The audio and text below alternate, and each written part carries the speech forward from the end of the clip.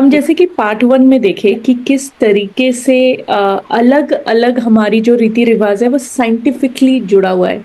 आज हम फिर एक नए चार पांच क्वेश्चन ऐसे लेंगे जहां पे हम देखेंगे कि क्या रीजन हो सकता है, जो कि हम मम्मी पापा या हर किसी से बड़े बुआ चाची काका सबसे मामा मामी सबसे सुनते रहते हैं कि ये क्या हो रहा है, कैसे हो रहा है।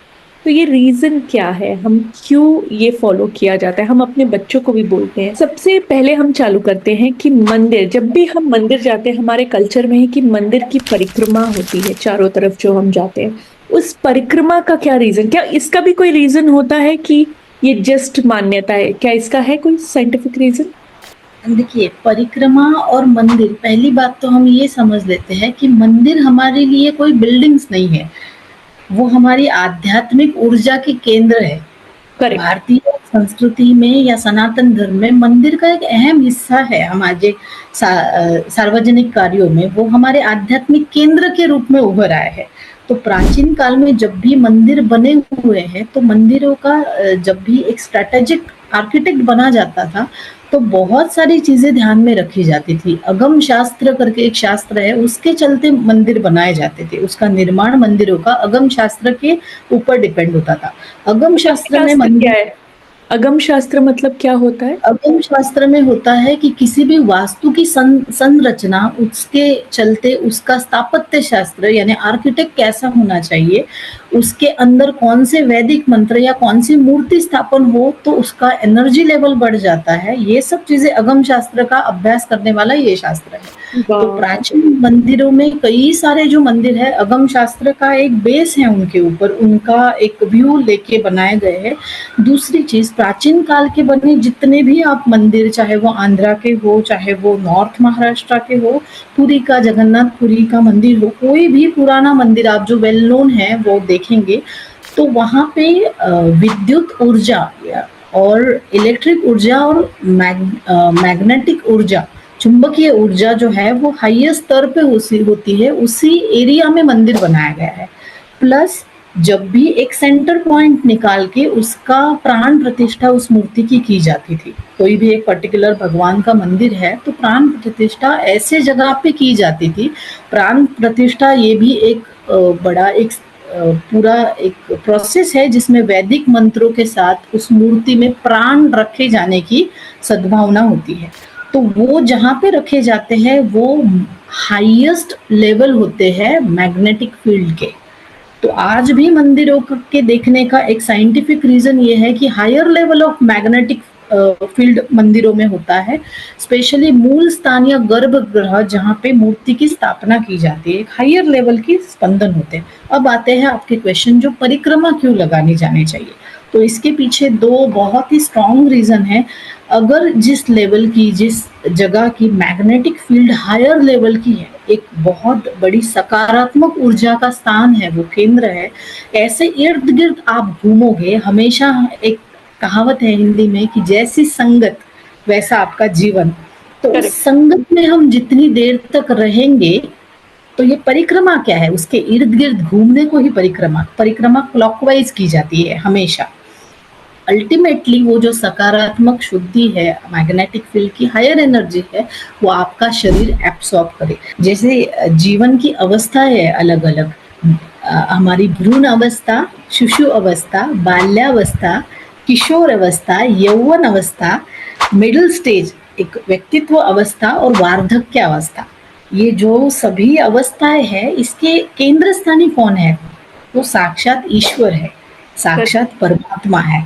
इस अवस्था से जाते जाते परिक्रमा के कुछ नियम है कि किसी का हाथ पकड़ के परिक्रमा ना की जाती। लॉजिक अगेन यही धार्मिक एक आध्यात्मिक सिद्धांत है कि इस पूरी जर्नी में जन्म से लेके परिक्रमा जो है वो भगवान के सामने से शुरू होती है, घूम के आने के बाद एग्जैक्टली भगवान के सामने। तो एक जीवन और मृत्यु का संकेत भी यही है।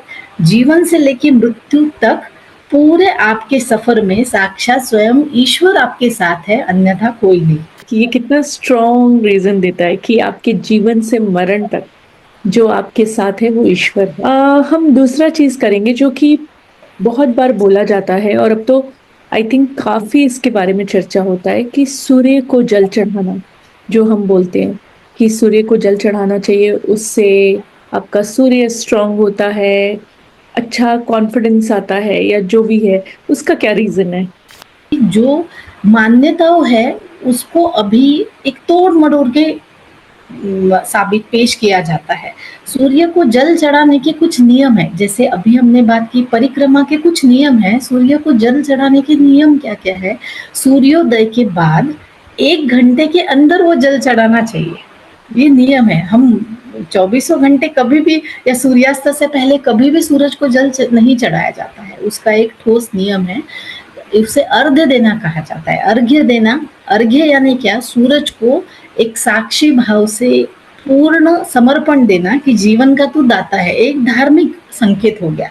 धार्मिक ग्रंथों में या ग्रह स्थिति या अकल्ट साइंस की अगर हम बात करें तो सूरज एक मेन ग्रहमाला का एक मेन ग्रह है, एक पावरफुल सोर्स ऑफ एनर्जी कहा जाता है।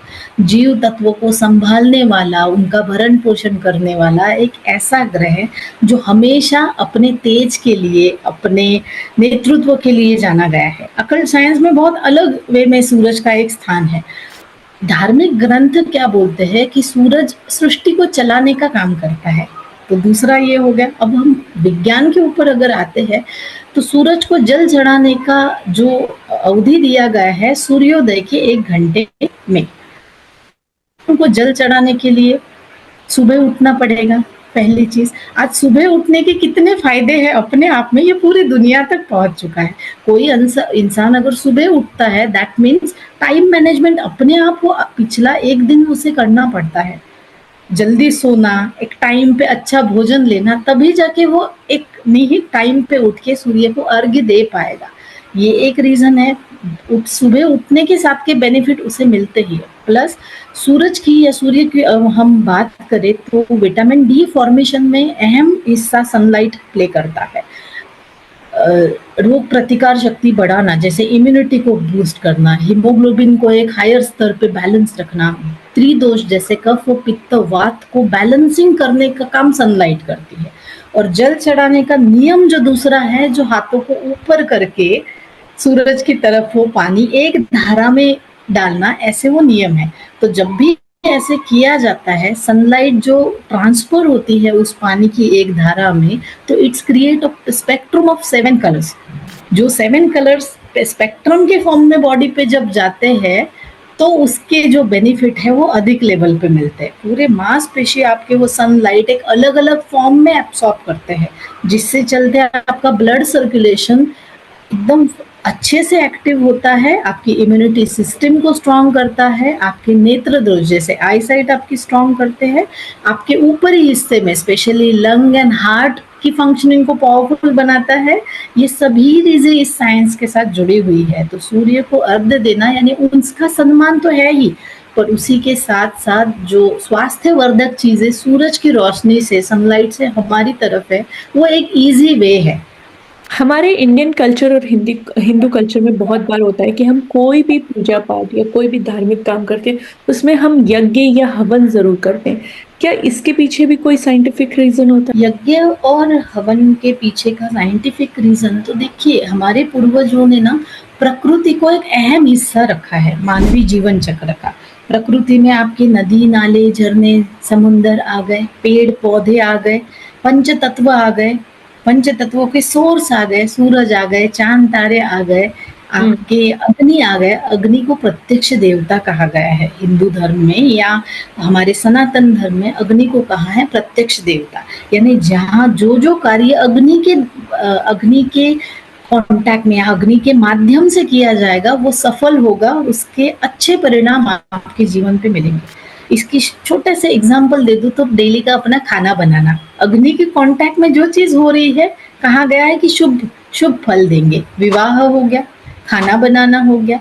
तो उस टाइम पे क्या था, लोग दूर दूर रहते थे, धार्मिक कार्यों में जब भी लोग एक साथ मिलते थे, आना जाना एक साथ होता था, फैमिलीज मिलते थे, तो उसका एक सकारात्मक प्रभाव पड़े, इसलिए वो हवन और यज्ञ किए जाते थे। हवन और यज्ञ में देखिए जो सामग्री यूज की जाती है, आज भी आपको याद होगा, हम पंडित जी से अगर लिस्ट मांगेंगे ना, इतनी लंबी चौड़ी लिस्ट दी जाएगी। बहुत सारी चीजें उसमें हवन में डाली जाती है करेक्ट। जब ये हम करेक्ट। करते हैं। बेसिक उसमें 5 प्रकार है, 4 जो है, एक है आपका रोगनाशक। पहली सामग्री जो है उसमें 4 प्रकार आते हैं प्लस मीठा, मतलब 5 प्रकार की होती है। एक है रोगनाशक, दूसरा है कीटनाशक, तीसरा है स्वास्थ्यवर्धक, चौथा है सुगंधित और पांचवा एडिशनल विच इज मीठा। ये डलता है, कोई भी आप यज्ञ दे लो, ये 4-5 चीजें हमेशा होती है। तो इसमें अगर हम सामग्री की बात करें, मंजिष्ठा हो गया, गुग्गुल हो गया, नाग केसर हो गया, शतावरी हो गया, आम की लकड़ियां हो गई, इनके जो बेसिक तत्व है आयुर्वेद में, वो एक सामग्री का काम कर रहे हैं यज्ञ में, बट वो है जड़ी बूटी। ये सब असल में एक जड़ी बूटी के तौर पे अनेक रोगों के ऊपर एक रामबाण इलाज है, जिनका सामग्री में घी डलता है, हल्दी डलती है, फिर कपूर होता है, ये सभी एडिशनल सुगंधित जो डलता है, उससे पहला इम्पैक्ट होता है हमारे एटमॉस्फेयर पे, वहाँ मौजूद लोगों के श्वास पे और उनके श्वास तंत्र पे, श्वसन क्रिया पे, कि वो जब ऐसे यज्ञ का हवन का जो धुआं है वो वातावरण में कहीं देर तक रहता है और वातावरण में मौजूद या पनपने वाले कीटाणुओं को कम करता है। वहाँ करेक्ट। का जो फैलाव होता है ना, वो बहुत कम हो जाता है ये चीजों से। और वहाँ जो लोग हैं, जो वो ऐसी फ्रेश एयर जो विषाणु रहित है इनहेल कर रहे हैं, अल्टीमेटली उतने टाइम के लिए तो उनके स्वास्थ्य तंत्र को, श्वसन तंत्र को, रेस्पिरेटरी सिस्टम को एक स्ट्रांग बनाने में या सपोर्टिव देने का काम ये यज्ञ कर रहे हैं। दिख रहे हैं ये धार्मिक कार्य, पर डेफिनेटली फिर एक बार साइंस छुपा हुआ है इसके पीछे। स्पेशली आंख, कान या जो स्किन डिसीज होते हैं, उसके लिए धुआं काफी असरदार साबित होता है, यज्ञ का धुआं। हम बहुत बार करते हैं, जैसे सर पे बिंदी लगाना, माथे पे तिलक लगाना, इसका क्या रीजन हो सकता है? देखिए, माथे का तिलक फिर एक बार एक चिन्ह है, हम उसे एक चिन्ह के रूप में बोल सकते हैं, ठीक है, करेक्ट। एक आइडेंटिटी। जब भी कोई प्रथा में एक चिन्ह बोला गया है, तो चिन्ह के पीछे वो व्यक्ति किस मार्ग पे चल रहा है ये दर्शाता है। प्रथम दर्शने आपको पता चलेगा कि ये किस मार्ग पे है। चिन्ह में तिलक अगर हम ले ले, तो बहुत अलग अलग प्रकार के चिन्ह होते हैं। तिलक में भी, तिलक में ऊर्ध्व पुंड होता है, त्रिपुंड होता है, नॉर्मल तिलक होता है। तिलक लगाने के लिए भी जो सामग्री यूज की जाती है वो भी कई प्रकार की होती है। जैसे केसर का तिलक होता है, चंदन का तिलक होता है, कुमकुम हल्दी का तिलक होता है, भस्म का तिलक होता है। तो तिलक लगाने के पीछे क्या है, देखिए फिर से योग यहाँ पे है, आयुर्वेद जुड़ा हुआ है इन सब चीजों के साथ। तिलक जहाँ पे लगाया जाता है ना, उसे भ्रुकुटी मध्य या 2 भुवयों की बीच की जगह बोलते हैं। शरीर में हमारे 7 चक्र होते हैं, तो 7 चक्र में से आज्ञा चक्र का पॉइंट होता है ये, जहाँ से तिलक की शुरुआत होती है। आज्ञा चक्र हमारे जुड़ा हुआ है हमारे पीनल ग्लैंड के साथ। पीनल ग्लैंड जो है वो जुड़ा हुआ है हमारे रिप्रोडक्शन के साथ, हमारे अवेयरनेस के साथ, हमारे मेंस्ट्रुअल साइकिल के साथ और हमारे बॉडी क्लॉक के साथ पीनल ग्लैंड जुड़ा हुआ है। जब भी कोई तिलक लगाया जाता है, किसी भी टाइप का तिलक, तो वो प्रेशर पॉइंट एक्टिवेट होता है ऊर्ध्व दिशा में, ऊपर की तरफ। तो पीनल ग्लैंड का एक्टिवेशन के अंडर आने वाले जितने भी बॉडी फंक्शन है, बॉडी क्लॉक देखिए, रिप्रोडक्टिव सिस्टम देखिए, इसको ट्रिगर मिलता है और वो एक्टिव होने जाते हैं। धार्मिक मान्यताओं में तिलक का एक अलग महत्व ये है, महात्म्य ये भी है कि तिलक आपके स्पिरिचुअल अवेकनिंग को जगाता है। अवेयरनेस जुड़ा हुआ है पीनल ग्लैंड के साथ। स्पिरिचुअली आप किसी चीज से कनेक्ट होते हो तो तिलक के माध्यम से आप शांत होते हो, आपका स्वभाव जो है वो संयमी हो जाता है, पेशेंस लेवल आपके बढ़ जाते हैं। करेक्ट। तो इस चलते वो एक तिलक का महत्व है। और पुरखों ने या पूर्वजों ने क्या किया है, धार्मिक कार्य को, तिलक को एक कर्मकांड के साथ जोड़ दिया। जब जब धार्मिक कार्य होगा, किसी ना किसी प्रकार का तिलक लगाया जाएगा तो वो पूजा संपन्न होगी। बहुत ही स्मार्ट वे से इस लॉजिक को सब लोगों को करने के लिए उद्युक्त किया गया है। क्योंकि लोग फॉलो करें तो उसको धर्म के साथ जोड़ दिया गया। ताकि एक इवेंचुअली लोग फिर उसके थ्रू फॉलो कर सकते हैं, मुझे ऐसा लगता है। यस, योग में जितनी भी योग के साथ जुड़ी है ना, योग किसी जाति धर्म के लिए नहीं बना है, इट्स फॉर ऑल।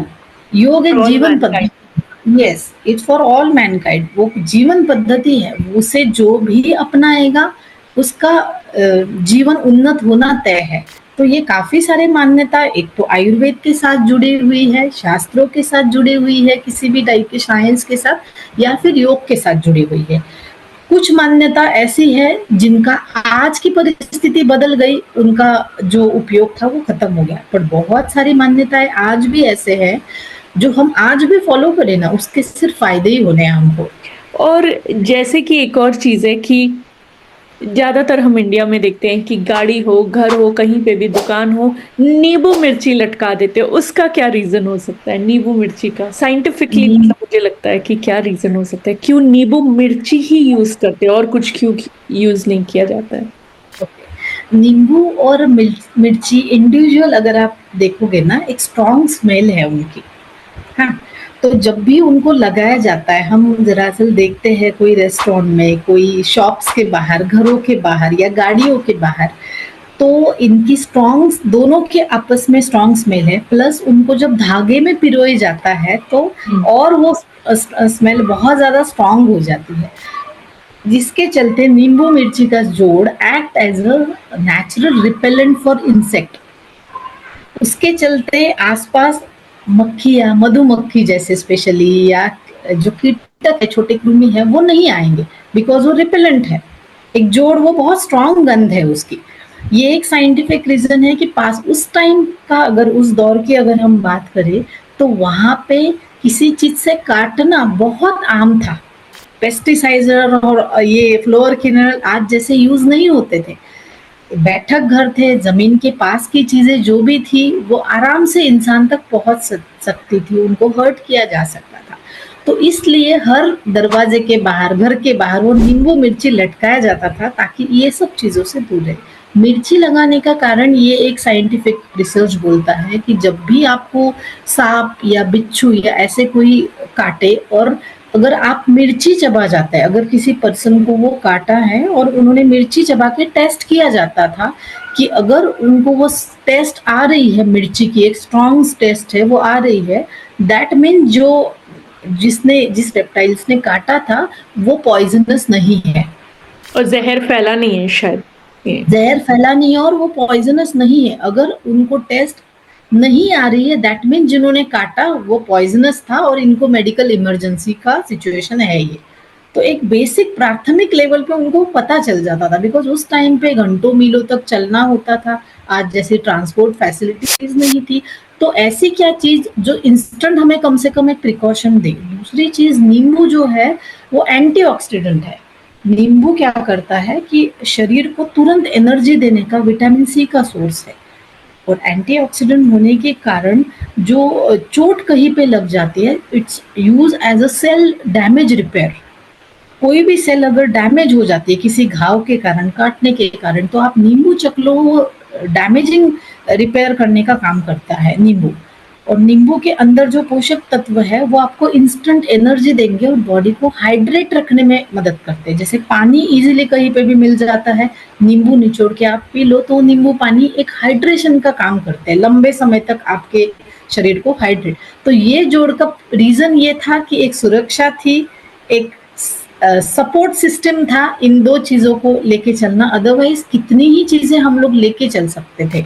एग्जैक्टली। जहाँ पे पैदल भी चलना है, सामान भी बहुत ज्यादा कैरी करने का कोई सोर्स नहीं था, तो इंस्टेंट कुछ चीजें ऐसी जो प्रिकॉशनरी मैनर पे एक बेसिक प्राथमिक लेवल का सपोर्ट सिस्टम एकदम, मुझे लगता है कि ये बहुत ही बेसिक बेसिक प्रैक्टिकल चीजें पहले यूज करते थे, जो कि इंस्टेंट सोल्यूशन दे, सोल्यूशन का काम करे। बहुत ये तो बहुत ही कॉमन है कि बहुत सारे कल्चर, इंडिया में तो है ही, और भी बहुत सारी जगह मेहंदी लगाने का कल्चर है। मेहंदी लगाने का क्या रीजन होता है शादी से पहले? मेहंदी अब जैसे यूज नहीं होती थी। उस टाइम पे जो मेहंदी यूज होती थी वो प्रॉपर हीना यूज होती थी।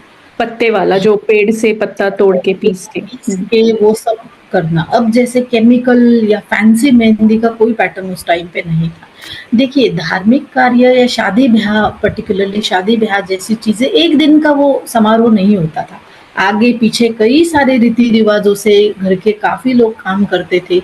मिलने-जुलने का प्रभाव था, जो दूल्हा-दुल्हन है घर के लोगों से आपस में मिलनी जो होती थी, बहुत ज़्यादा लोग दूर से रिश्तेदार सब शामिल होते थे ऐसे फंक्शन में। तो जो घर के काम होते थे उसका बर्डन या तनाव या एक दुल्हन को लीजिए, दूल्हे को एक नई शुरुआत करने के लिए हल्की-सी एक कशमकश, हल्का-सा तनाव बन के एक्सर्शन हो सकता है। तो हीना ये जो सिलेक्ट किया गया है, हीना अप्लाई करने का वो एक कूलिंग इफ़ेक्ट देता है। कूलिंग इफ़ेक्ट के साथ वो मन को शांत और तनाव रहित रहने के लिए हेल्प करता है।